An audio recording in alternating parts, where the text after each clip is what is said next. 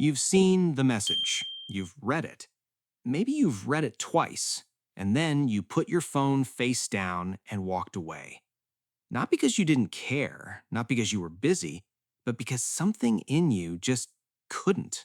Not yet. There's a particular kind of person who does this. Someone who isn't rude. Someone who actually thinks about the people in their life more than those people probably know. And yet, they leave messages unread. They draft replies they never send. They tell themselves they'll respond later, and later becomes a day, sometimes two.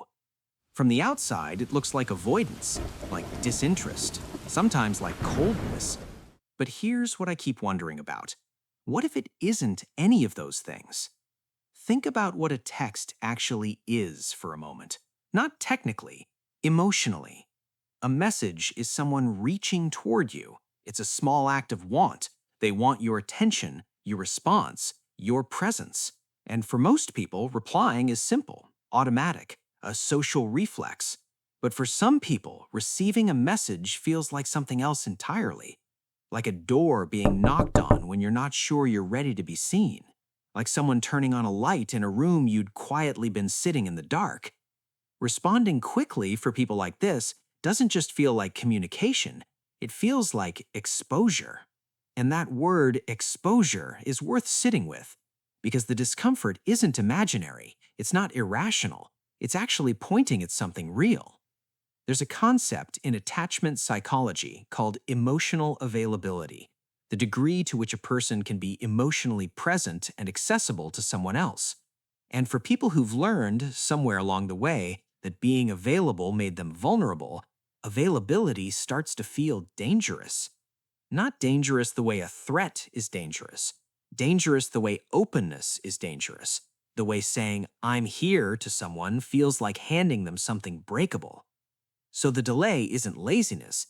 It's a very quiet, very unconscious form of self-regulation. A way of saying, "I'm not ready to be fully present for you right now," without ever having to say it out loud. The phone goes face down, and for a moment, the pressure lifts. But here's the part that most people never examine, including the people doing it. It rarely stops there. The longer the message sits, the heavier it gets. What started as a 2-second pause quietly accumulates weight. Now there's guilt. Now there's the added pressure of having to acknowledge the delay. The reply that would have taken 30 seconds now requires an explanation, an apology, an emotional transaction you didn't budget for. And so you wait a little longer, because waiting feels easier than beginning. This is what psychologists sometimes call the emotional debt loop. The avoidance that was meant to reduce discomfort ends up compounding it. The very mechanism designed to protect you becomes the thing that isolates you. What's interesting, and this is the part worth paying attention to, is that slow repliers aren't emotionally distant people. They tend to be the opposite, highly sensitive, deeply relational, people who feel things at a register most people don't have access to. The delay isn't about caring less. In many cases, it's a response to caring too much, to feeling the weight of connection so fully that approaching it requires a kind of internal preparation. Like standing at the edge of cold water. You'll get in, you just need a moment. John Bowlby, whose work on attachment still shapes how we understand human bonding, described certain people as having a fearful, avoidant orientation toward closeness, not because they don't want connection, but because connection has historically felt like something that could be taken away. So they approach it carefully, obliquely, at their own pace.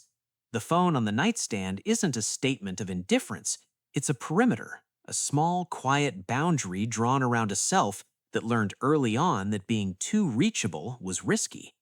And this is where something shifts, because understanding why you do something doesn't mean you have to stop doing it, but it does mean you can stop being ashamed of it. And shame, the quiet, ambient kind that you carry around without naming, is often what makes the pattern harder to change. When you believe you're slow to reply because something is wrong with you, the delay feels like evidence, like proof of an inner defect. And that belief doesn't make you respond faster. It makes the phone feel heavier. But when you understand you're slow to reply because you're someone who feels proximity deeply, who needs a moment to be fully present rather than reflexively present, the delay changes its meaning. It isn't a character flaw, it's a processing style. One that, like most things, has both a gift and a cost. The gift is that when you do show up, you tend to show up completely. People who need time before engaging often give something more considered when they finally arrive.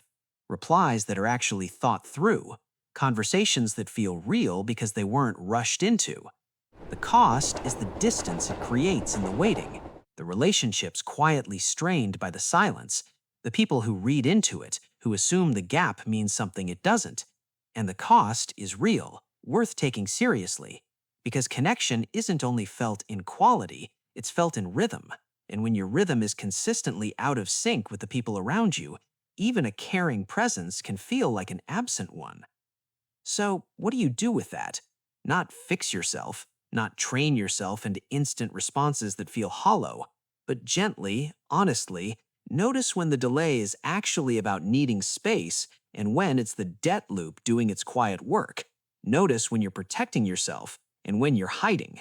Those two things feel identical from the inside, but one of them is self-awareness and the other is just avoidance wearing its costume.